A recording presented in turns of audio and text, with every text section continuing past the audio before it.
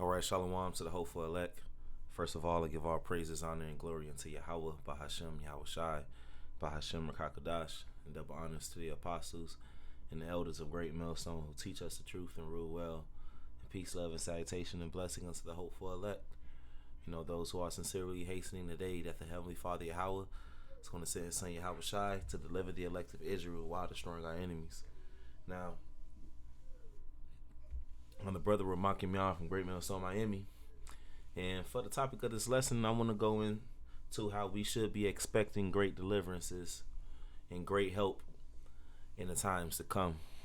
You know, us here at Great Millstone, through the Holy Spirit, from Apostle Tahar on down, we have always taught and pushed and prophesied about the times of Jacob's trouble and the hour of temptation.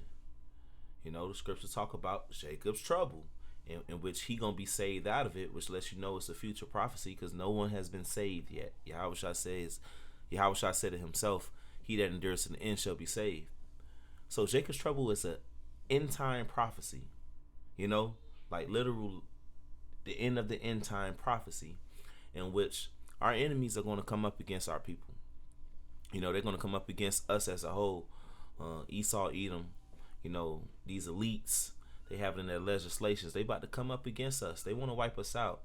You know, people tend to forget about the Georgia Guidestones and all these different things, and you know, all these different messages and that Esau has put out there in the past several decades. You know, cryptic messages on how he's going to come. You know, when shit hit the fan, it's gonna be a lot of death out here. You know, a whole bunch of death, and he's going to come up against our people to wipe most of them out.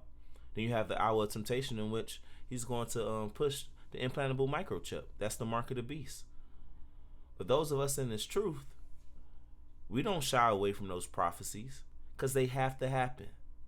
They must happen if we're going to get up out of this place. So not only do we prophesy about those times, we also believe that the Lord is going to keep us in those times because we got so many precepts to tell us to feel that way, to have faith. Because look, I don't care who you are, when shit hit the fan, you going to want some deliverance and some help. You going to want some deliverance and some help. And through the names of Yahweh by Hashem Yahweh Shai, those of us who call on him in truth and sincerity, we can expect deliverances and help in those times. You know? We doing the work now. We getting chastened now, so we don't have to get judged or condemned with the world. You know? So yeah, we have to prepare ourselves for troublesome times, for tribulations. We have to prepare ourselves, understanding there is prophecies also that say some of us shall be cast in prison. You know? We have to prepare ourselves for that part. For persecution. Persecution at an all-time high. But hey, there's so many scriptures that say that the Lord is going to be with us, and he's not going to be with our enemies. Shoot, he ain't going to be with the 2/3. He ain't going to be with the rest of these heathens. You know? But Revelation chapter 3 verse 10, here's one precept. It says, because thou hast kept the word of my patience, I also will keep thee from the hour of temptation, which shall come upon all the world to try them that dwell upon the earth. Right? So because we kept the word of the Lord's patience, you know? Now, it doesn't seem like I done did this video 100 times. Shoot, maybe 1,000. But hey, we gonna keep bringing it out because this gives us hope and comfort. You know. Now the Greek word for kept, right, and it's gonna be the same word for keep, right? It is the Greek tereo, and it says to attend to carefully, to take care of, to guard. Metaphorically, to keep one in the state in which he is. You know, to observe. The Lord gonna have his eye on us. The Lord's gonna be with us.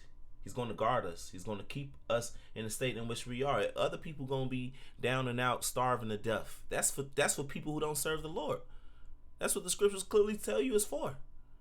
Starving to death, pestilence, famine.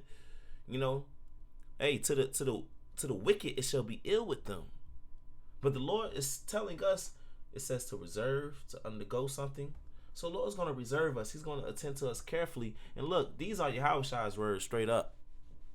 You know, red letter says, because thou hast kept the word of my patience, because we attend to the word of the Lord, you know, since we go into the Greek, we go into the Hebrew, we breaking down the scriptures the right way. We give our bodies up as living sacrifices. We apply these scriptures. We teaching the word the right way. We teaching the correct doctrine.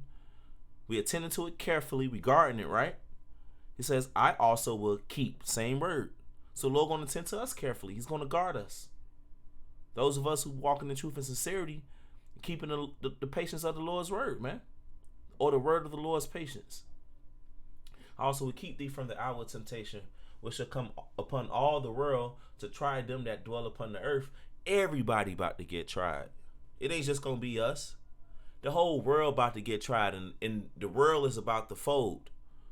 The only people that's going to be left standing is the elect of Yahweh Shem Yahushai. He's going to keep you. And when Yahushai crack those clouds, there's going to be a whole bunch of Israelites to save still.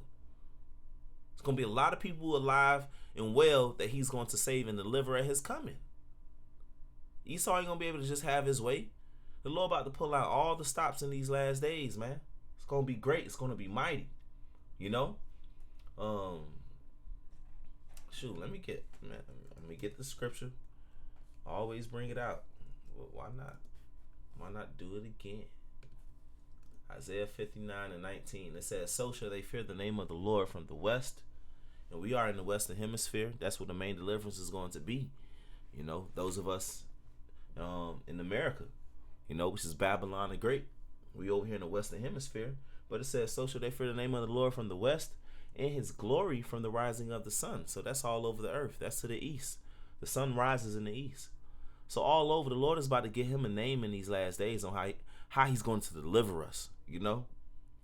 We could expect deliverances. We could expect help. We could expect miracles, because these are the things that the Lord said he's going to do for those who serve him. He ain't finna do it for those who don't serve him. It says, when the enemy shall come in like a flood, the Spirit of the Lord shall lift up a standard against him. Right? So when our enemies come in, when, not afterwards, not in the kingdom and Esau done wiped us out, and in the kingdom the Lord gonna defend us. The Lord is gonna defend us now. We ain't gonna need defense in the kingdom. In the kingdom, we all gonna have the new bodies. Ain't gonna be nothing the heathen can do. We gonna need that defense now in the times to come. And the Lord said he's going to defend us. He's gonna lift up a standard. You know, when you go into the word for standard, it means to put to flight, to make disappear. So in all type of different ways, it also says to ride to the attack on horseback. So in many ways, whether the Lord pull out a miracle to make us disappear, our enemies can't find us, or the Lord make our enemies disappear. You know, the Lord put them to flight. You know, the Lord is going to show up and show out in these last days. That's why we don't shy away from Jacob's trouble. You got niggas scared of Jacob's trouble. They don't want to hear nothing about Jacob's trouble, because they probably ain't keeping the word of the Lord's patience. They probably ain't serving the Lord the right way. Probably not calling upon the name. They don't hear about no Jacob's trouble. Well, we welcome it. We need it to happen, because we need to get home. We need to get home, man. And the Lord said he's going to deliver us when it happens, man. You know, Psalm 91. I mean, this whole song. I feel like through the Spirit I done did this lesson many a times, but this is the comfort that we constantly have to give ourselves. This is why we push and we fight, because the scriptures tell you in Hebrews chapter 6:10, the Lord is not unrighteous to forget thy works and labor of love, which I have shown to, you know. Matter of fact, let me get it. Let me get that real quick. Hebrews 6:10. It says, for the Most High is not unrighteous to forget your work and labor of love, which you have showed toward his name, and that you have ministered to the saints and do minister. Right. You've been doing the work, and you're going to keep doing the work, and you do it towards his name, right? It's a labor of love, right? Verse 11, it says, and we desire that every one of you do show the same diligence to the full assurance of hope unto the end. And that's why we go in like we do. Give our bodies up, living sacrifices, charitable, preaching the word the right way, studying, reading, you know, fighting up against this flesh, so we can have the full assurance of hope unto the end, man. Expected end. You know, we're not doing this work to believe that the Lord's just gonna leave us out there. No, we're gonna be tested and tempted. We surely will be. But we believe that the Lord is going to be with us. We got so many examples in the scriptures in which the Lord was with those men that he tested and tempted. Even those who did had to be martyrs. He had a certain spirit on them, like the seven sons, in the book of the Maccabees. I believe it's in the second Maccabees. For them to be cussing out Esau, Edom, and going through what Esau was doing to them, the Lord had to be with them. It's going to be different for the elect than it's going to be for these people in the times to come. The Lord ain't going to forget that you've been standing out for him and knowing that Esau is watching you and you still posting it up on YouTube, you still going in for your Habashim Yahshua. The Lord ain't going to forsake that faith. No. Now, Psalm 91, shoot, man. I'll start at verse 9. It says, because thou hast made the Lord, which is my refuge, even the Most High thy habitation, there shall no evil befall thee, neither shall any plague come nigh thy dwelling. For he shall give his angels charge over thee to keep thee in all thy ways. Psalm 91 is a prophecy, man. Shoot, that's a prophecy. You made the Lord your refuge. You live, you abide in Yahweh Ba'ashim Yahushai. Ain't no evil gonna befall thee. What you gotta go through is just gonna be for the glory of Yahweh Ba'ashim Yahushai. It's gonna be for the testimony. We gonna go through some things, but don't look at it as like look at it as if it's just Esau doing it. No, look at it as like, oh man, the Lord got me going through this. The Lord got me going through this. I gotta keep faith in his name. Shoot, this gonna turn out for the glory of Yahweh Shem Yahushua, and I'm gonna be glorified with him. Because verse 11 again, for he shall give his angels charge over thee to keep thee in all thy ways. He gonna give his angels charge over thee. It's gonna be situations that other people will be put to death, but you gonna survive. It's gonna be situations where other people are starving, but you marry and have abundance. Spiritual power, all that's finna be manifested on this side. The Lord gotta confound these people. You know what I'm saying? They think we just some regular folks. They think we crazy. They think this, that. They gonna persecute us. The Lord gotta confound these people with how he's gonna help us and deliver us. Verse 12, it says, they shall bear thee up in their hands, lest thou dash thy foot against a stone. Thou shalt tread upon the lion and adder, the young lion and the dragon shall thou trample under feet. This represents spiritual power. With all the different ways that our enemy is going to come up against us, with his machinery and robots and super soldiers and weaponry, we're going to tread upon all that. Because the Lord wants to confound these heathens. Verse 14, because he has set his love upon me, therefore will I deliver him. I will set him on high because he has known my name. He shall call upon me and I will answer him.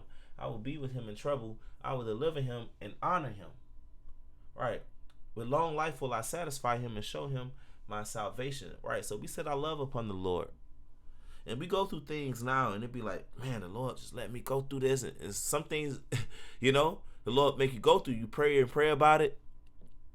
Don't let that discourage you like the Lord ain't with you, like he won't be with you in the times to come. No, you actually getting chastened right now while the rest of the world is showing their ass. The Lord is dealing with you. You're going through the furnace of adversity right now. Shoot, the furnace of adversity ain't something that didn't start yet. Why you think niggas can't do this truth? Why you think niggas fall out? Why you think niggas can't be brothers? Why you think niggas... Because the furnace of adversity starts when you come to the Lord. But we be in chastened, we go through things, it be hot. It be things like, what the freak? You getting chastened now so you don't got to get condemned with the world, because the table's going to flip. When the world is mourning, we going to be merry and have an abundance. 7 women come to you. A man shall be as a hiding place, a covert from the tempest. Yeah, it's going to be like that. Shoot. Matter of fact, let me get this. Jeremiah 16:14. It says, therefore, behold, the days come, saith the Lord, that it shall no more be said, the Lord liveth that brought up the children of Israel out of the land of Egypt. Right, the Lord is going to outdo what he did in the land of ancient Egypt. And what did the Lord do? He plagued them before he destroyed them. But at the same time, he was keeping the Israelites who was over there in Goshen. The Israelites ain't have to go through all the plagues that the Egyptians went through. The Israelites are straight. This time, that's just going to be for the elect. Aaron and Moses prophesying, they couldn't do nothing to Moses and Aaron. The Egyptians couldn't do nothing to them. You know? But now, this deliverance is going to be even greater than that one. It says, but the Lord liveth that brought the children of Israel from the land of the north, and from all the lands where he had driven them, and I will bring them again into their land that I gave unto their fathers. So this deliverance in which the Lord's going to save the children of Israel, and Esau ain't finna be able to just mow all the elect down and Yahweh shall come and be 10 Israelites left. No. The Lord about to do some great things, man. Plaguing everybody else while helping us. Isaiah 4:1, that ain't a prophecy we bring out because we just some, horny or some shit. No, that's a major prophecy that lets us know, like, how this really, if 7 women gonna come to you, that mean everybody else is messed up, but you eating. The Lord keeping you, you shining. Matter of fact, shoot, man. What's that precept? Sparks. Stuff. How you spell that? I know it's in the Apocrypha. Yep, Wisdom of Solomon 3:7. It says, and in the time of their visitation, they shall shine. It's talking about the elect. They shall shine and run to and fro like sparks among the stubble. These are prophecies to look forward to. These gotta happen. We're gonna be like sparks amongst the stubble, man. 2/3 of our people just getting mowed down. They ain't want to serve the Lord. The Lord ain't gonna be with them. He ain't gonna answer. That's just gonna be it. They're gonna have to eat all of that and then come back in the kingdom. But the elect gonna be sparks. It's gonna be grid failures. It's gonna be famines. It's gonna be all type of stuff going on in Babylon. It's about to get real nasty over here in America. But Jake gonna be shining. These are things to expect, man. So Sirach 2:1, my son, if thou come to serve the Lord, prepare thy soul for temptation. Right. As soon as you come in, if you of the elect, you're going to go through adversity. The furnace of adversity, the temptation start when you come into this truth. Why you think everybody can't do it? Verse 2, set thy heart aright and constantly endure and make not haste in time of trouble. Right. We go through things now. We in hell. Aren't we? Aren't we in the worst place ever? Aren't we under the worst rulership ever? It ain't like we in a green place and it's just beautiful and we set, we straight. Why you think we call upon the Lord? Because we catch hell now. We go through shit now. Brothers be going through all type of fuck shit, man. Excuse my French. Verse 3, it says, cleave unto him and depart not away, that thou mayest be increased at thy last end. And we coming into that time. We're going to be increased with spirit. With the spirit, we're going to be increased with comfort. In a lot of cases, spiritual power, miracles. A lot of cases. I mean, this is a big show. This is the climax, man. Verse 4 says, whatsoever is brought upon thee, take cheerfully and be patient when thou art changed to a lower state. And what I'm reading here is basically going into that Revelation 3:10. It says, because thou hast kept the word of my patience. Right, we keeping the word of the Lord's patience now. We go through things, we take it cheerfully. We're patient when we change to lower states. Brothers, we going through shit, man. But you still constantly endure. Verse 5, it says, for gold is tried in the fire, and acceptable men in the furnace of adversity. Right, that start now. It ain't like, oh yeah, the furnace of adversity is coming, brothers. No, it's already here. Now, we going to go through a time in which the heat is going to turn up, but at least it's a spiritual furnace of adversity rather than what the rest of these people actually finna go through, because they actually finna starve to death. They actually about to be mowed down and have no help. Verse 6, it says, believe in him and he will help thee. Order thy way aright and trust in him. Right, the Lord's going to help us. You have to believe that the Lord going to help you. You have to say it. You have to say it. You have to, expect it. Verse 7, ye that fear the Lord, wait for his mercy and go not aside, lest you fall. Right, wait for his mercy. Don't go aside. Think of these scriptures. Think of these scriptures I brought out in these lessons. Think of all these precepts that give us, a surety. and comfort, you know, and hope. Verse 8, ye that fear the Lord, believe him and your reward shall not fail. Ye that fear the Lord, hope for good and for everlasting joy and mercy, man. Ye that fear the Lord, hope for good and for everlasting joy and mercy. These heathens about to have a horrible time. The elect's finna be saved with a everlasting mighty salvation, man. All type of deliverances, the standard being set up, angels guarding us and having charge over us. You know, the Lord sending the archangel Michael. You know, spiritual power. Thou art my battle axe and weapons of war. Yeah, spiritual power, nothing carnal. But yeah, man. Verse 10, look at the generations of old and see, did ever any trust in the Lord was confounded? Or did any abide in his fear and was forsaken? Or whom did he ever despise that called upon him? Right. Who? Who trusted in the Lord and was confounded? Who? Who abided in his fear and was forsaken? Who did the Lord despise that called upon his name in truth and sincerity? None. Verse 11, for the Lord is full of compassion and mercy, long-suffering and very pitiful, and forgiveth sins and saveth in time of affliction. That's what the affliction comes up for the Lord to save you when it happens.